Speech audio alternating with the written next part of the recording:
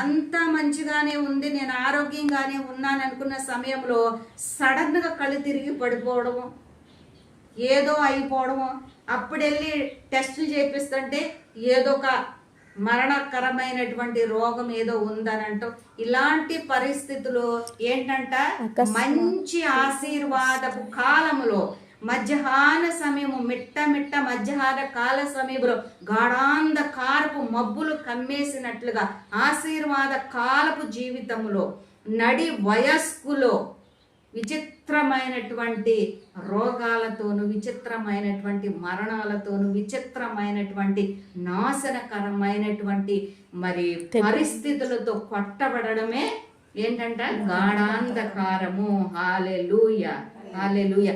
ఇలాంటి గాఢాంధకారములో దావీదు గారు గాఢాంధకారపు లోయలో నేను సంచరించిన అపాయానికి భయపడను, ఇలాంటి శ్రమలు శోధనలు వచ్చినా నేను భయపడను అంటున్నాడు. ఈయనైతే శాంతము, ఎవరు యోబు గారైతే నేను ఇలాంటి అంధకారము గాఢాంధకారము నన్ను చుట్టుముట్టేసినా కానీ నేనైతే నాశనము చెందలేదు అంటున్నాడు. హల్లెలూయా.